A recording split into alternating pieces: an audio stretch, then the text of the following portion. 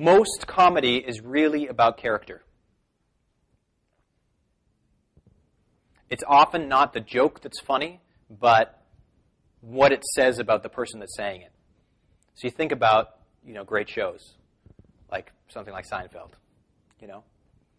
Kramer. It's not that he's saying funny jokes all the time. It's that the character itself is funny. And that's why great shows can run year after year after year, is because they just have great characters, and they basically write themselves. It's that character's viewpoint. So a character has its own viewpoint, has its own intention, attention, action, and interpretation. We're going to get to that in a second. Here's why it's so powerful for creating status dynamics. When I was teaching acting, I got a job once working with kids at a weekend school teaching acting to kids. And I used to do improv games with them and get them up on stage, and they can choose their character and give them a scene, and away they go.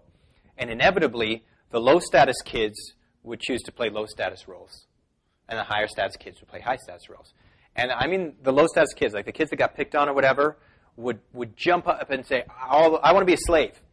I want to be the guy that gets shot and killed. I want to get exploded. There was one kid that liked to get exploded. I don't know what that was about. But what I realized in doing that is it's difficult for us to even play high status, higher status than we believe ourselves to be. Even in jest, even when everyone knows you're joking, it's very difficult for us to, psychologically, to go there. So by joking around as a high status character, people intuitively pick up on this. They will see you as having high status. Now the joke goes away, but the status sticks. So if right off the bat you meet someone and you make a high status, you make a joke as a high status character, they're going to see you as high status. It just sets that dynamic up right from the beginning. This is the most active way to get a status dynamic flipped. A lot of the ways, as I said, are what you don't do. Just don't lower your status. This is one thing that you can do to raise your status very quickly. So high status humor explores the dark side of status. Remember I talked before about if we take these things to an extreme, it's definitely not a place you want to be. And there's a certain dark side. If you take these high status character traits to the extreme, extreme selfishness and self-centeredness, inability to empathize with other people, motivated only by material gain, being very judgmental, being very opinionated. Okay, these are things that are, bad high status. There are people like this that are in positions of incredible power and who, maintain that power through fear and aggression. These are not things that we want to do in our lives, but they're a great source of comedy. And these things are balanced with a few things. If you just play those kind of intentions, play those kind of verbs, kind of actions, and you do it kind of in a way where you're in a bad mood and it doesn't quite work. But if you do it in a way that's overly optimistic, in a good mood, unconcerned with what other people think, very relaxed, very sure of yourself, but with these negative traits, it becomes very funny. By the way, the first comment in a new interaction, especially when you first start this, is the hardest one. You get a little adrenaline rush. I don't know if I should say this, but if you can get that first one in, it sets that dynamic, and then you can just play. You kind of learn where the boundaries are. Okay, I made that joke, and no one was offended. So let's talk about playing intention. So we've talked about your intention being to connect with people, to have fun, and be playful, and that sort of thing. But your character also has an intention. And so a character having a high status intention, mixed with exaggeration reversal equals high status humor. Isn't that hilarious? How come no one laughed at that one? So his own viewpoint means he has his own intention, attention, actions, and interpretation. So let's go through a few characters that really work. The first one is someone that we call U-Bag. And I wish there was a D for it, but U-Bag stands for unsolicited bad advice guy. And what you want to think about is, this is a guy who he gives out bad advice. And you want to think, how does he interpret the world around him? What are his intentions? What are his actions? And where is his attention? And that's how you make up a full picture of a character. So, start with attention. His attention is on opportunities to help people out. I want to give you some great advice.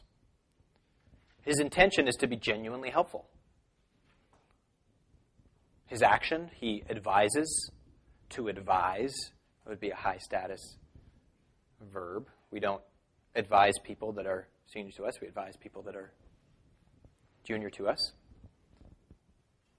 And his interpretation is that he's great. You're lucky you met him. He gives great advice. So here's a formula.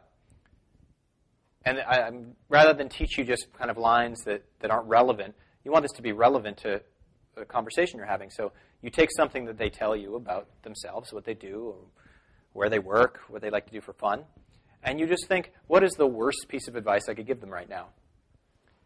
And then you give them that piece of advice. And then this is the key, is you rationalize it using crazy logic, backwards things. So for example,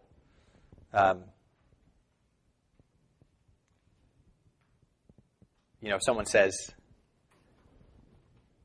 I've been having trouble sleeping lately. You say, you know what you should do?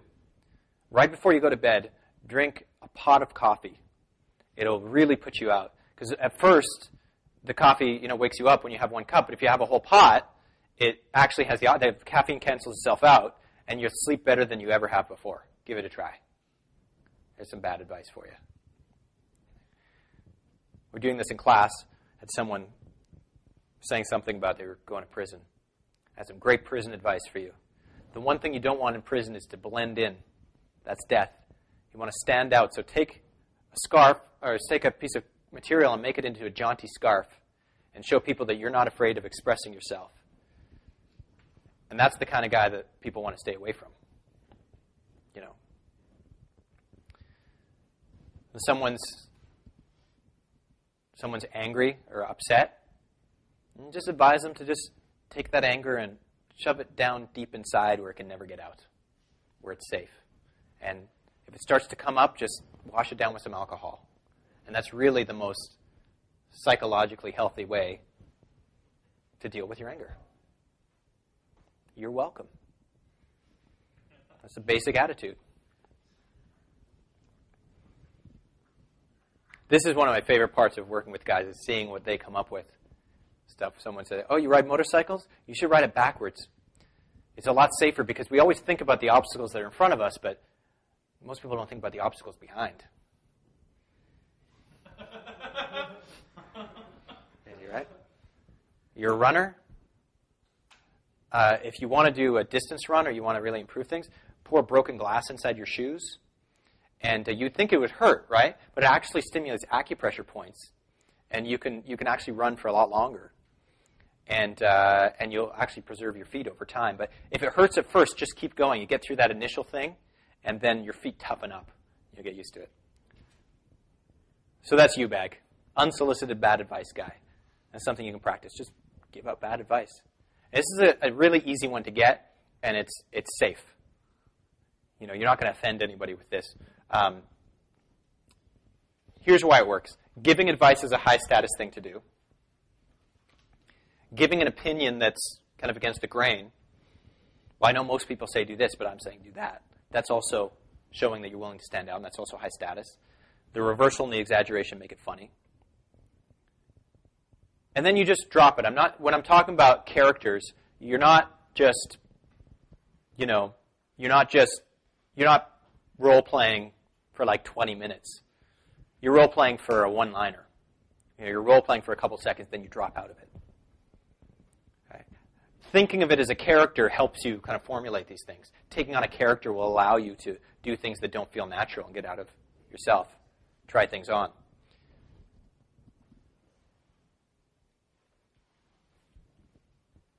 But you're not telling people, this is my bad advice character. You're just talking to them and you just say, oh, let me help you out. You do this with almost anything. Okay, character number 2. This is one of my favorites. This is, used to call him Heartless Bastard, but people would get kind of be really mean. He's more of a heartless elitist than anything. And his attention is on what's in it for me. His intention is to maximize his comfort, even at the expense of, if he gets this much gain in comfort, and it means, demolishing the habitat of a certain species, he's okay with that. Comfort's important to him. So lack of ability to empathize. His actions, he judges, he disapproves. And he talks about these things in a matter-of-fact way. He's not angry at all. He's actually quite happy with his life. Everything's good. It's just unfortunate that when he's in first class in the plane, they don't have a door, so he has to look back and see the people in coach. That's not okay. His interpretation that everything's fine, he's obviously right, and he feels like he deserves more than others. So when you're playing this character and you're talking to people, you're assuming that they're kind of on the same wavelength as you are. You're not saying, you know what I think, because I know this is a little different. You're like, yeah, of course. Why should I have to look at the people in coach? I paid for a first class ticket. So here's how you do it. You tell micro stories that reveal your life that's devoid of feelings and emotion. Give opinions that reveal selfish motives, as if they're normal. You know what I think they should do? They should just, pave over. There's nowhere to park around here. They should just pave over the bay there. And we could drive right to North Van. That's my opinion. And the target is always other people, not the person you're talking to. That's key. Right? You're not being this way towards that person. You're including them in your elitism, and you're talking about other people. Be very optimistic. There's sort of a theme with these people is that they're overly optimistic. High-status people tend to be. I was having a conversation with a friend, business guy, saying there's no room for, he was talking about a guy he works with, and he says, this guy's not an entrepreneur. The guy that I'm talking about is an entrepreneur. He said, there's no room in entrepreneurship for thinking realistically. Otherwise, you'd never get anything done. He's like, you have to believe that you are the one that's going to be the 10% that's successful, whatever it is. Okay. So examples of this. Two of the best examples of this character are Mr. Burns from The Simpsons. All right, he's like, I feel bored. Who should I fire today? Him. Better keep the egghead. See someone wearing glasses. Homer puts on glasses for a second. He's like, oh, better keep him. We need someone for the nuclear plant. Right? He owns a nuclear plant. This is Mr. Burns. Stephen Colbert does this brilliantly. He's absolutely right about everything. It's about America. And this is a simple reversal. Obviously, the guy's politics are very liberal. So he plays this character of like, that's un-American, that's not right. So check out Stephen Colbert, check out Mr. Burns for an idea how to do this character. So some of the attitudes that this guy has is, I'm really tired of all the people talking about the ecosystem is so like 1990s. And I actually think global warming is a good thing.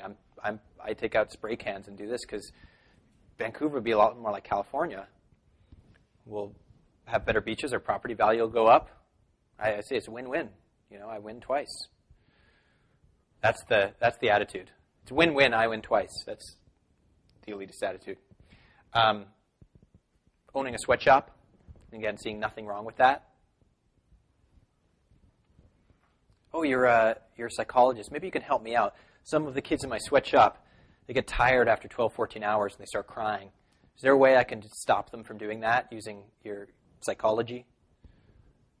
Get another couple hours out of them. Or when they lose fingers, they don't go back to work for a couple days, and that really costs my factory money. All right, this is that kind of attitude. Having a distaste for anything that no one would ever have a distaste about. There's a great, Sarah Silverman's also a great comedian for this stuff. She has a great bit about how much she doesn't like Martin Luther King Jr. Or like Gandhi. Ugh, Gandhi. You can pick someone like that. We've been Miga, right, from the Olympics. Amanda and I just started hating on Miga one day. Yeah, Kwachi's cool, Sumi's cool. Miga is a little bitch. I hate her.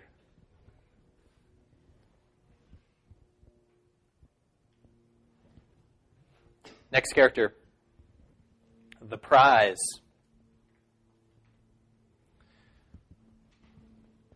This is a good one, particularly if you're not very confident with your looks, your physical abilities, because it's such a contrast, and it shows such an inner confidence. The prize is someone who's highly coveted by women, and women do all kinds of things to win his attention. His attention is on his sensitivity to being objectified. And his intention is to keep women away if they don't, pay. They don't have the money or something good to offer them. His actions are he qualifies, he pushes away, he disqualifies. And his interpretation is that all women want him. And that's a burden. Being seen like a piece of meat. Wanting women to know that you have feelings and you're not just someone who's going to pleasure them all night long. You need more of a connection than that.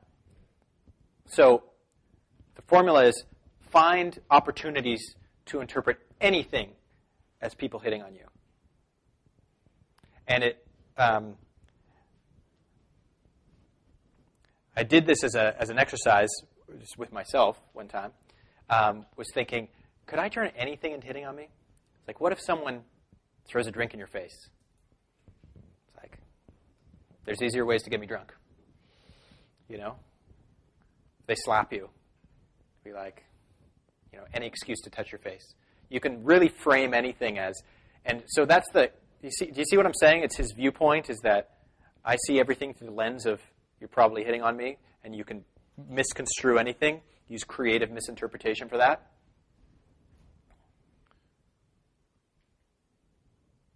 So when they do that, you want to kind of call attention to it and deny them. Sorry. Someone accidentally touches you. Excuse me. I just need to set some ground rules here. Now that you've boobed me in the arm. Someone walks by and accidentally touches you. So, some examples. Being a gigolo. What do you do for work? I'm a gigolo. I'm going to actually go more into that one in a bit. Someone buys you a drink, saying, just because you're buying me a drink doesn't mean I'm necessarily going to make out with you. Just need to make that clear. You're on a first date, and you sit down to dinner or whatever, and you look at her and you say, this is a little uncomfortable. I always hate this part, but do you want me for the whole night, or are you going to be paying by the hour?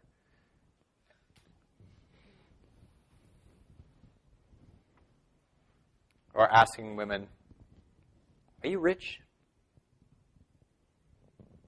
Because you're cute, but I need cute and rich. I have some ambitions to be a trophy husband, stay home, get massages. So if you're not rich, you're not planning on being rich anytime soon, I think we should just end this now. Right, being motivated by money. Next character, the authority figure. Right, daddy. Your attention is on protecting the girl you're with. Your intention is to guide her and help her. Your actions, you're going to encourage, reprimand, correct. Your interpretation is that she's a small child or a puppy. She needs your help.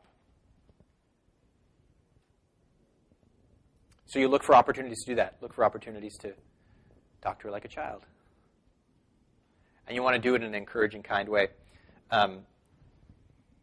As I was doing this, as I was preparing this, I realized a lot of these things, I didn't do them consciously.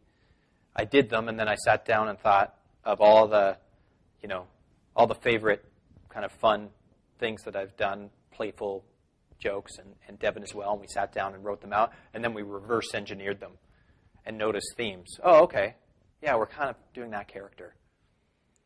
So this is not I sat down and came up with this formula and went out and started plugging things in. Create it the other way, then you realize that you can use it to create things. So when Amanda and I were first dating, when she'd pause for a second when she's trying to find something, I'd always say, use your words. And it just became kind of a private joke with us, was use your words. You're going to get a timeout. No more sugar for you. Am I going to have to get your helmet from the car? Do you know your phone number? I'm going to send you home with a note. Isn't it past your bedtime? Is there anything you have to do before we leave the house? One of my favorites, I actually got from Troy. It was just when he started instructing with us, and we were out with a female friend, and she dropped a drink, and he turned and said, "That's why we can't have nice things." I really enjoyed that. Okay, so those are the characters. All right, so let's talk about some techniques.